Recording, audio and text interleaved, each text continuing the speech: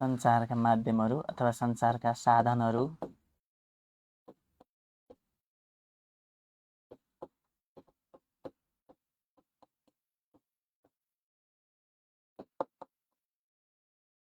औजार ल हेर्नुहोस् हामी सबैजनाले जानेको विषय छ सुन्दा सुन्दै नै जानिन्छ तैपनि म हजुरलाई लेखाइदिन्छु ध्यान दिने है यो विषय फेरि घरमा बसेर पढ्नु पर्दैन के टोक्सुवाल सोधेको छ कार्यालयमा सञ्चार भनेको के हो सञ्चारका माध्यमहरू प्रचलित माध्यमहरू के हुन् भनेको छ कुन कुन माध्यमबाट सञ्चार भनेको त के हो सूचना प्रेषित गर्ने अथवा प्राप्त गर्ने एउटा प्रक्रिया हो नि त सञ्चार भनेको हो दिने लिने जस्तै सुन्नुभयो भनेर हजुरले सुन्नुभयो यो सरले सुनेको छ कि छैन भनेर सोध्यो भन्नुहुन्छ नि त्यही हो सञ्चार बुझ्नु भनेको यता ध्यान दिने भन्यो भने यताउता फर्किनु भएको छ भने सरले के भनौ भन्नुहुन्छ नि त्यही हो सञ्चार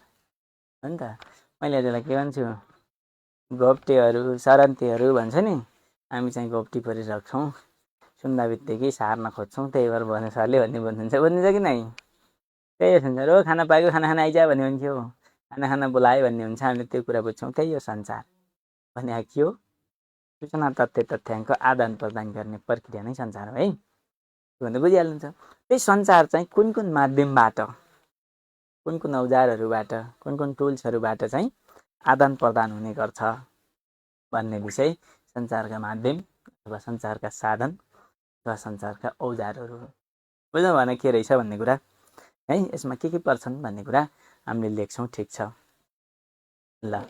कल्याण त मेसेज सञ्चारका माध्यम अथवा के अरे सञ्चारका साधन अथवा सञ्चारका औजारहरू ल ध्यान दिनु यसमा चाहिँ विभिन्न क्लास अफ भएको फेरि सुरु भएको भन्नुभएको छ होइन अघि खरिदारको अहिले चाहिँ नासुको है न ध्यान दिने हेर्नुहोस्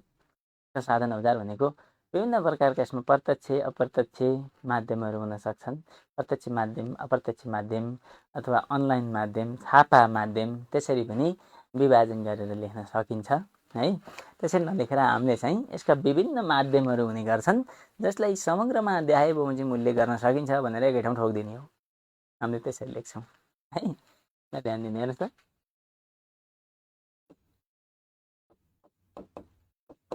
सञ्चारका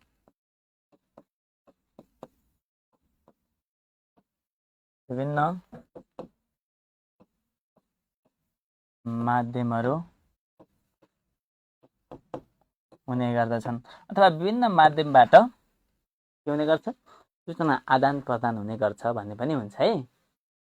हेर्नुहोस् त सञ्चारका विभिन्न माध्यमहरू हुने गर्दछन् जसलाई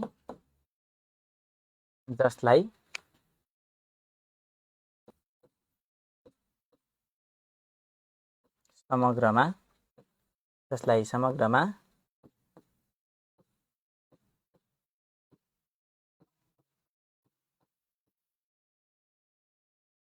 देखाए बमोजिम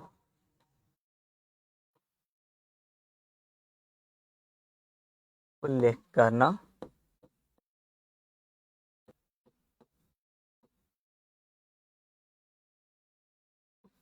सकिन्छ अथवा जसलाई समग्रमा देखाए बमोजिम उल्लेख गरिएको छ भन्ने है अब फटाफट लेख्ने ल्याउनुहोस्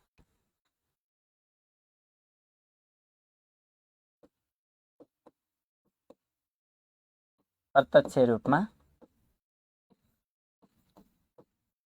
भेटघाट वा के गफखाप भन्छौँ नि हामीले कुराकानी भेटघाट गरेर सञ्चार हुन्छ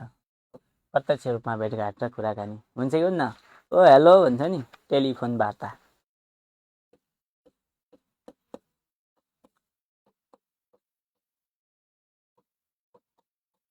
सञ्चार हुने हो कि टेलिफोन वार्ता हो टेलिफोन वार्ता अनि के भन्ने रेडियो टेलिभिजन ल रेडियो र टिभी भन्छ कि हुन्न विभिन्न प्रकारका पत्र पत्रिकाहरू हेर्नुहोस् त विभिन्न प्रकारका के अरे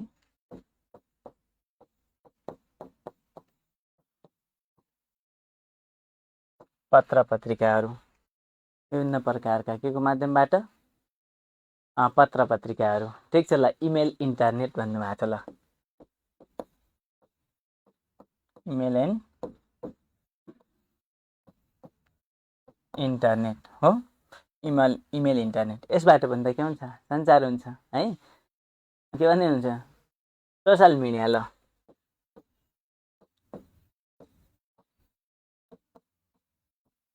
सोशल मिडिया मास मिडिया हुन्छ कि हुँदैन सोशल मिडिया मास मिडिया हेर्नुहोस् त अनि अर्को विषय के हो भन्दा नागरिक बडापत्र सिटिजन चार्टर हेर्नुहोस् त सूचना पार्टी त्यति मात्र होइन उजुरी पेटिका पनि हो कसैले उजुरी राख्यो भने के विषयमा उजुरी आयो भन्ने कुरा त्यहाँबाट सञ्चार हुन्छ नि त उजुरी पेटिका हेल्प डेस्क सहायता कक्ष हेर्नुहोस् त सूचना अधिकारी र सहायक सूचना अधिकारी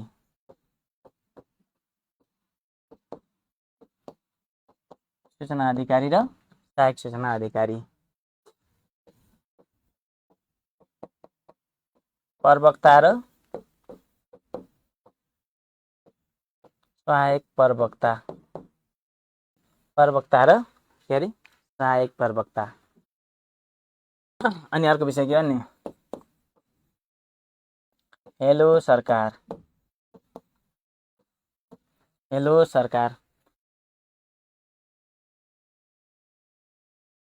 हेलो सरकार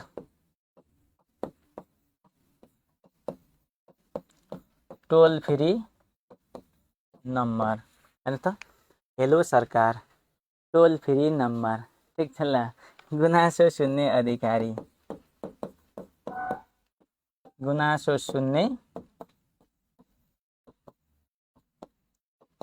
अधिकारी है नोडल अफिसर अनि अर्को हुन्छ पब्लिक हियरिङ भनेको के अरे सार्वजनिक सुनवाई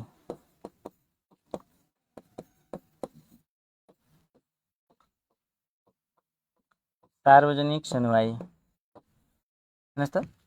सार्वजनिक सुनवाई पर्चा पम्पलेट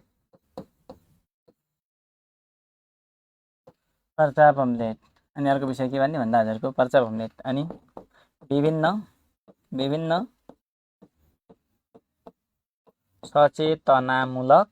विभिन्न सचेतनामूलक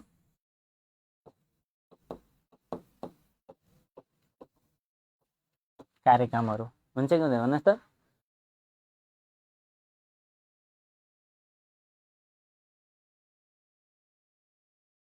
टिकटक भन्नुहुन्छ सोशल मिडियाका कुराहरू है ठिक छ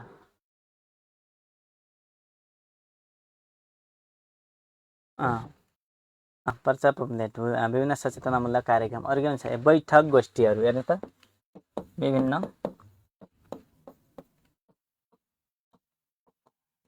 प्रकारका बैठक सेमिनार र गोष्ठी बैठक सेमिनार र के गोष्ठी ठिक छ घुम्ती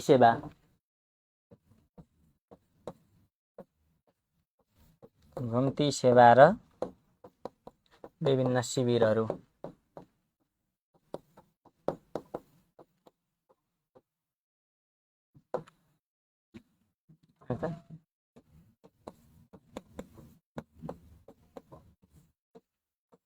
विभिन्न प्रकारका फिल्म र भिडियोहरू सूचना आदान प्रदान हुन्छ त्यसबाट है यिनै अब के भन्ने अरू वेबसाइट एउटा छुटेछ है अन्त विभिन्न प्रकारका वेबसाइट